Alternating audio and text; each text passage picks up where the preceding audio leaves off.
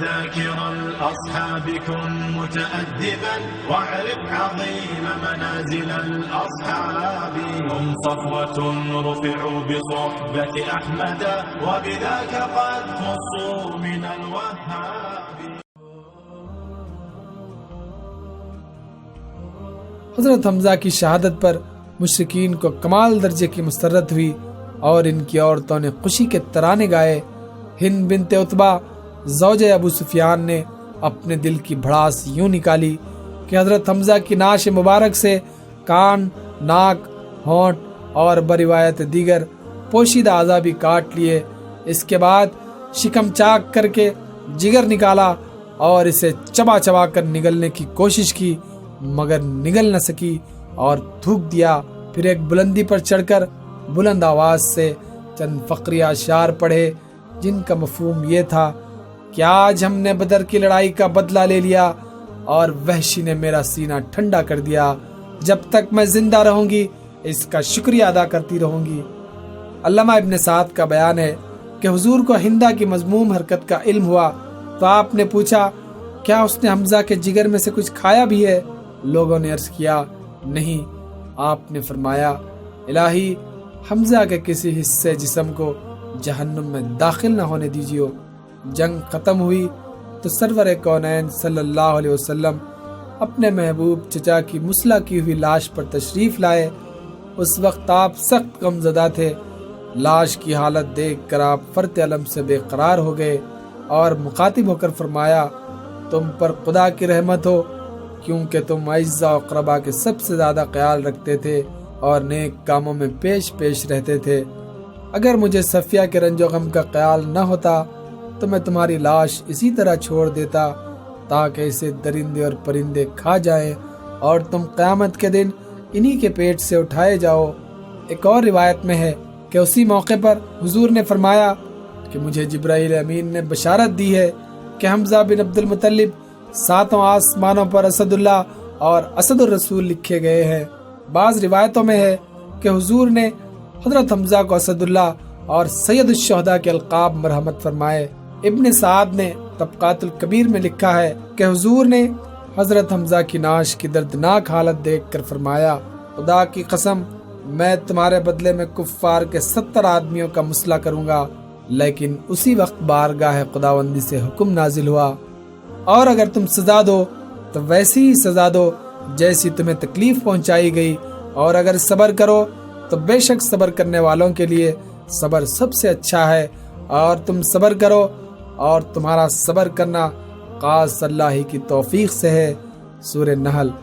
یہ حکم نازل ہونے پر حضور نے فرمایا کہ میں صبر کرتا ہوں اور انتقام نہ لوں گا. چنانچہ آپ نے صبر اختیار کیا اور اپنی قسم کا کفارہ ادا کر دیا. اسی اثنا میں حضرت حمزہ کی بہن حضرت صفیہ بنت عبد المطلب لڑائی کا حال معلوم کرنے مدینے سے نکلی. حضور نے ان کے صاحبزادے حضرت زبیر کو بلا کر فرمایا کہ صفیہ حمزہ کی لاش نہ دیکھنے پائیں. حضرت زبیر نے ان کو لاش پر آنے سے منع کیا تو بولی میں نے اپنے بھائی کا ماجرا سن لیا ہے لیکن اللہ کی راہ میں یہ کوئی بڑی قربانی نہیں. حضور نے اجازت دی تو لاش پر گئیں. عزیز بھائی کے ٹکڑے ٹکڑے دیکھ کر آنکھوں سے سیل اشک بہہ نکلا لیکن ان للہ و انا الیہ راجعون کے سوا زبان سے اور کچھ نہ نکلا. واپس جاتے وقت حضرت زبیر کو 2 چادریں دے گئیں کہ ان میں ماموں کو مکفون کر کے دفن کرنا. لیکن قریب ہی ایک انصاری کی لاش پڑی تھی. حضرت زبیر نے دونوں چادروں کو دونوں شہیدوں میں ایک ایک چادر تقسیم کر دی. اس ایک چادر سے حضرت حمزہ کا سر چھپایا جاتا تو پیر کھل جاتے اور پاؤں چھپائے جاتے تو سر برہنہ ہو جاتا. آخر حضور نے فرمایا کہ چہرہ اور سر کو چادر سے ڈھانپ دو اور پاؤں پر گھاس ڈال دو.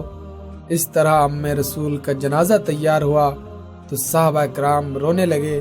حضور نے پوچھا کہ تم کیوں روتے ہو؟ عرض کیا یا رسول اللہ ہمارے ماں باپ آپ پر قربان. آج ہم کو یہ توفیق بھی نہیں کہ آپ کے چچا کا سارا بدن کپڑے سے ڈھانک سکیں. حضور نے فرمایا وہ زمانہ آنے والا ہے کہ لوگ ایسے مقامات پر متصرف ہوں گے جہاں کھانے پینے، پہننے اوڑھنے کی چیزوں اور سواریوں کی بہتات ہوگی، اور وہاں سے وہ اپنے اہل و عیال کو مدینے سے اپنے پاس آنے کو لکھیں گے۔ اس کے بعد رحمت عالم صلی اللہ علیہ وسلم نے سب سے پہلے حضرت حمزہ کی نماز جنازہ پڑھی، پھر ایک ایک کر کے شہدائے احد کے جنازے حضرت حمزہ کے پہلو میں رکھے گئے اور حضور نے ہر ایک پر الگ الگ نماز پڑھائی۔ اس طرح اس دن حضرت حمزہ پر 70 مرتبہ نماز جنازہ پڑھی گئی۔ اس فضیلت میں کوئی اور حضرت حمزہ کا شریک و سہیم نہیں ہے۔ نماز جنازہ کے بعد حضرت حمزہ کو ان کے بھانجے حضرت عبداللہ بن حجش کے ساتھ ایک ہی قبر میں احد کے گنج شہیدہ میں سپرد خاک کر دیا گیا۔ حافظ ابن حجر عسقلانی نے اصابہ میں لکھا ہے کہ 37 سال بعد 40 ہجری میں حضرت امیر معاویہ کے حکم سے احد کی طرف سے نہر نکالی گئی تو کھدائی کے دوران میں کئی شہداء کی لاشیں بالکل تر و تازہ حالت میں ملیں۔ اسی سلسلے میں اتفاق سے حضرت حمزہ کے پاؤں میں بیلچا لگ گیا تو ان کے پاؤں سے خون کے چھینٹے اس طرح سے اڑے جیسے زندہ آدمی کو زخم لگنے سے خون نکلتا ہے۔ ابن سعد اور ابن حشام نے لکھا ہے کہ سرور عالم صلی اللہ علیہ وسلم کو اپنے محبوب چچا کی جدائی سے شدید صدمہ پہنچا۔ جب آپ میدان احد سے واپس مدینہ منورہ تشریف لائے تو بنو عبد الاشل اور بنو ظفر کے گھروں سے عورتوں کے رونے کی آواز آئی جو اپنے اپنے شہیدوں پر گریہ کنا تھی۔ حضور کی آنکھوں میں آنسو بھر آئے جو چہرے اقدس پر گرے۔ آپ نے فرمایا افسوس آج حمزہ پر رونے والا کوئی نہیں۔ جب حضرت سعد بن معاذ اور اسید بن حزیر نے بات سنی تو انہوں نے اپنی عورتوں کو ہدایت کی کہ ہر انصاری عورت اپنے متوفی پر رونے سے پہلے رسول اللہ کے ہاں جا کر حضرت حمزہ پر روئے۔ چنانچہ سب انصاری خواتین نے آستانہ نبوی پر پہنچ کر بڑے درد کے ساتھ حضرت حمزہ پر رونا شروع کر دیا۔ اسی حالت میں حضور کی آنکھ لگ گئی۔ تھوڑی دیر بعد بیدار ہوئے تو دیکھا کہ انصاری خواتین بدستور گریہ و زاری میں مشغول ہیں۔ آپ نے انہیں حکم دیا کہ اب واپس جاؤ اور آج کے بعد کسی مرنے والے پر رونے کے بجائے صبر سے کام لیا کرو۔ علامہ شبلی نعمانی لکھتے ہیں کہ جب حضرت صلی اللہ علیہ وسلم میدان جنگ سے واپس آئے تو گھر کے دروازے پر پردہ نشینان انصار کی بھیڑ تھی اور حضرت حمزہ کا ماتم ہو رہا تھا۔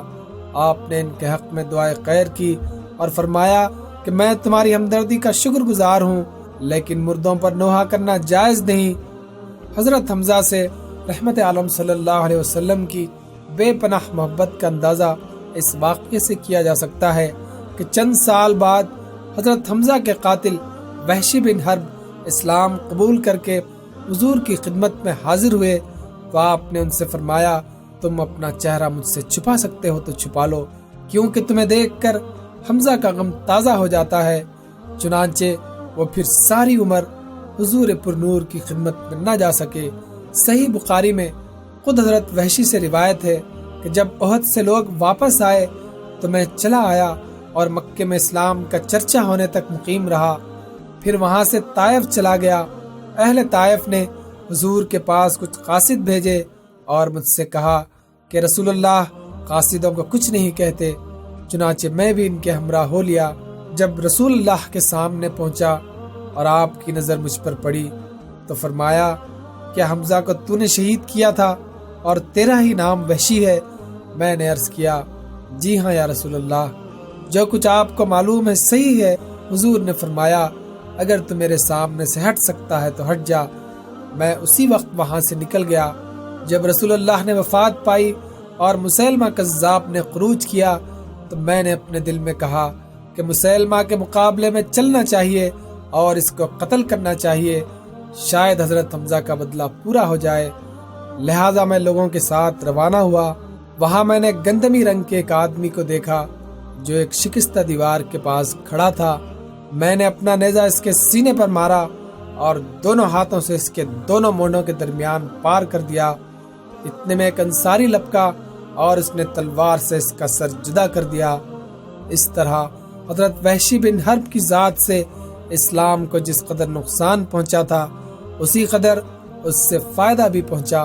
حضرت حمزہ نے اپنی زندگی میں کئی شادیاں کی، بیویوں کے نام یہ ہیں: بنت لمتا بن مالک، ان سے یالا اور عامر 2 لڑکے پیدا ہوئے، قولہ بنت قیس، ان سے عمارہ پیدا ہوئے، سلمہ بنت امیس، ان سے ایک لڑکی امامہ پیدا ہوئی۔ عمارہ اور عامر دونوں لاولد فوت ہو گئے۔ یالا سے چند اولادیں ہوئیں، لیکن وہ سب بچپن ہی میں فوت ہو گئیں۔ امامہ حضور کے ربیب حضرت عمر بن ابی سلمہ مخزومی سے بیاہی گئیں، لیکن ان سے کوئی اولاد نہیں ہوئی۔ اس طرح حضرت حمزہ کا سلسلہ نسل نہ بیٹوں سے اور نہ بیٹی سے چلا۔ بعض بلوچ قبائل اپنے آپ کو حضرت حمزہ کی اولاد بتاتے ہیں، لیکن ان کا دعویٰ قوی ثبوت کا محتاج ہے۔ علامہ ابن سعد کا بیان ہے کہ ایک مرتبہ حضرت علی نے حضور کو حضرت امامہ بنت حمزہ سے شادی کرنے کی ترغیب دی تو آپ نے فرمایا، وہ میرے دودھ شریک بھائی کی بیٹی ہے، میرا نکاح اس سے کیسے ہو سکتا ہے؟ ذی قعدہ 7 ہجری میں رحمت عالم صلی اللہ علیہ وسلم عمرہ کے لیے مکہ معظمہ تشریف لے گئے۔ صلح نامہ حدیبیہ کی شرط کے مطابق 3 دن کے قیام کے بعد آپ مکے سے چلنے لگے تو حضرت حمزہ کی کم سن یتیم بچی امامہ یا ام کہتی ہوئی حضور کی طرف دوڑی۔ حضرت علی نے ان کو گود میں اٹھا لیا اور اپنے ساتھ لے جا کر حضرت فاطمہ الزہرا کے سپرد کر دیا کہ یہ تمہاری بنت ام ہے، میں اس کو اٹھا لایا ہوں۔ حضرت علی کے بھائی حضرت جعفر بن ابی طالب اور حضرت زید بن حارثہ نے حضرت امامہ کو اپنی آغوشی تربیت میں لینے کے لیے حضور کی خدمت میں الگ الگ دعوے پیش کیے۔ حضرت علی کہتے تھے کہ امامہ میرے چچا کی لڑکی ہے، اس لیے میں حقدار ہوں۔ حضرت جعفر یہ کہہ کر اپنا استحقاق ظاہر کرتے کہ وہ میری بنت ام ہے اور میری زوجہ اسما بنت امیس کی بھانجی ہے۔ حضرت زید بن حارثہ کہتے کہ وہ میرے دینی بھائی کی لڑکی ہے۔ اللہ اللہ، یہ ناز اور محبت کی لڑائی ایک کم سن بچی کو پالنے کے حق پر ہو رہی تھی، حالانکہ اسلام سے پہلے یہی معصوم بچیاں زندہ زمین میں گاڑ دی جاتی۔ سرور عالم صلی اللہ علیہ وسلم نے اس منازعت کا فیصلہ حضرت جعفر کے حق میں صادر فرمایا، کیونکہ ان کی زوجہ اسما بنت امیس حضرت امامہ کی حقیقی خالہ تھیں اور خالہ بمنزل ماں کے ہوتی ہیں۔ سیدنا حضرت حمزہ کے صحیفہ اخلاق میں غیرت مندی، شجاعت، جانبازی، بے خوفی، صلح رحمی، حب رسول اور شوق جہاد سب سے نمایاں ابواب ہیں۔ خود لسان رسالت نے ان کے محاسن اخلاق کی تحسین ان الفاظ میں فرمائی کہ وہ قرابت داروں کا سب سے زیادہ خیال رکھتے تھے اور نیک کاموں میں آگے آگے رہتے تھے۔ مبدع فیض نے انہیں سپاہیانہ اوصاف و قصائل سے نوازا تھا۔ سیر و شکار سے اس قدر لگاؤ تھا کہ حضور کی بعثت کے 5 سال تک انہوں نے دعوت حق کی طرف توجہ ہی نہ کی، لیکن جب ابو جہل کی کمینہ حرکت کی وجہ سے ان کی غیرت جوش میں آئی تو دفتن اسلام کے قوی دست و بازو بن گئے۔ قریش کے نامور پہلوان حضرت عمر نے جب دار ارقم کے دروازے پر دستک دی تو قدرتاً صحابہ کے دل میں تردد پیدا ہوا، لیکن یہ حضرت حمزہ ہی تھے جنہوں نے کڑک کر کہا کہ عمر کو آنے دو، اگر اس کی نیت نیک نہ ہوئی تو اسی کی تلوار ہوگی اور اسی کا سر۔ ہجرت کے بعد اپنی شہادت تک انہوں نے بیشتر معرکوں میں جس شجاعت اور سرفروشی کا مظاہرہ کیا وہ انہی کا حصہ تھا۔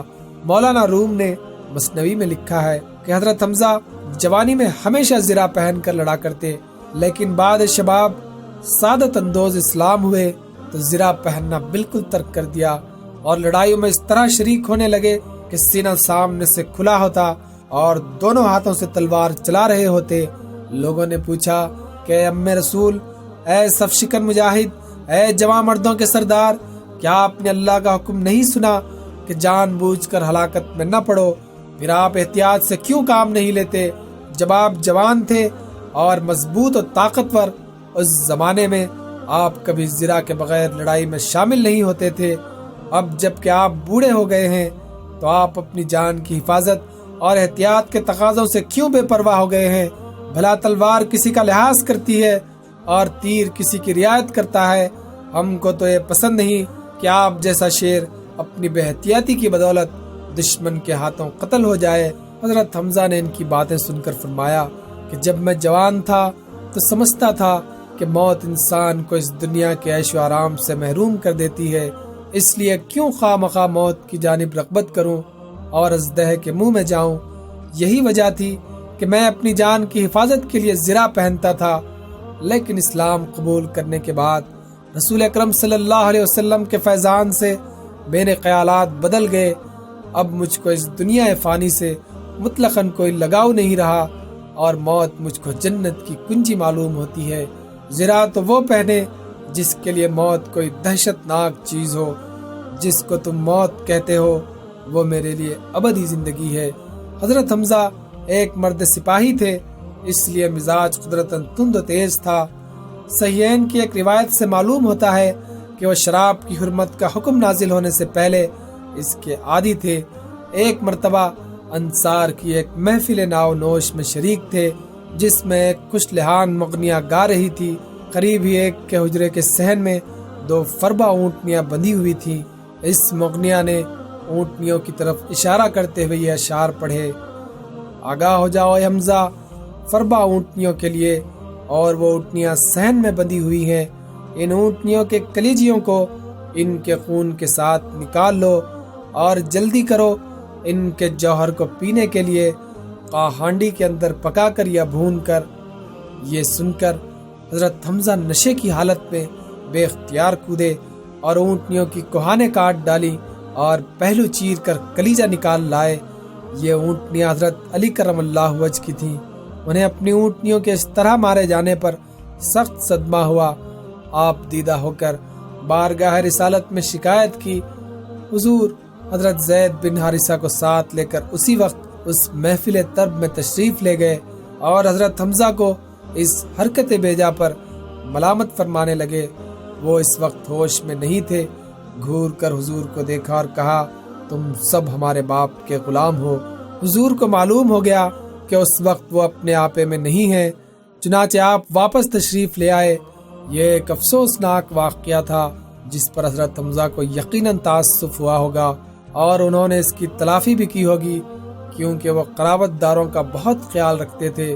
طبقات ابن سعد میں روایت ہے کہ ایک دفعہ حضرت حمزہ نے حضور سے درخواست کی کہ آپ مجھے جبرائیل امین کو ان کی اصلی صورت میں دکھا دیجئے۔ حضور نے فرمایا، چچا آپ میں اتنی طاقت نہیں کہ جبرائیل کو اصلی صورت میں دیکھ سکیں، لیکن حضرت حمزہ نے انہیں دیکھنے پر اصرار کیا۔ ایک دن جبرائیل نازل ہوئے تو حضور نے حضرت حمزہ سے فرمایا، اپنی نگاہ اوپر اٹھائیے اور دیکھیے حضرت جبرائیل اپنی اصلی صورت میں نازل ہوئے ہیں۔ حضرت حمزہ نے نگاہ اٹھائی تو حضرت جبرائیل کے پاؤں دیکھ کر ہی غش آ گیا۔ امام حاکم نے مستدرک میں حضرت عبداللہ بن عباس سے روایت کی ہے کہ رسول اللہ صلی اللہ علیہ وسلم نے فرمایا کہ میں گزشتہ رات جنت میں داخل ہوا تو دیکھا کہ جعفر ملائکہ کے ساتھ اڑ رہے ہیں اور حمزہ ایک تخت کے اوپر تکیہ لگائے بیٹھے ہیں۔ ابن اسیر نے اسد الغابہ میں حضرت حمزہ سے ایک حدیث بھی روایت کی ہے جس میں وہ کہتے ہیں کہ رسول اللہ صلی اللہ علیہ وسلم نے فرمایا کہ ہر دعا میں ایک کلمہ ضرور کہا کرو، اللہم انی اسألک بسمک العظم و رضوانک الاکبر۔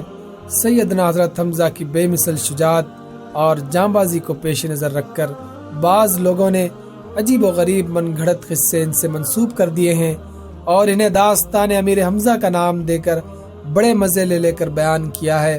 فی الحقیقت ایسی تمام داستانیں لغویات کا پلندہ اور خرافات محض ہیں۔ ایک جلیل القدر صحابی سے غلط باتیں منسوب کرنا یا انہیں پڑھنا اور سنانا صرف وقت ضائع کرنے بلکہ خواہ گناہ کمانے کا باعث ہے۔ حضرت حمزہ کی عظمت اور جلالت ایسی وضعی داستانوں کی ہرگز محتاج نہیں۔ سچ تو یہ ہے کہ سیدنا حمزہ کی زندگی کے حقیقی واقعات ہی اتنے ولولہ انگیز ہیں کہ فرزندان اسلام کے خون کو تابد گرماتے رہیں گے، رضی اللہ تعالیٰ عنہ۔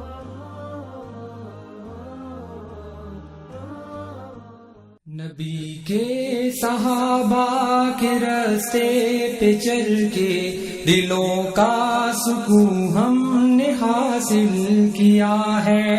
نبی کے صحابہ کے راستے پہ چل کے دلوں کا سکون ہم نے حاصل کیا ہے۔ پیشکش رہبر ٹی وی۔ رہبر ٹی وی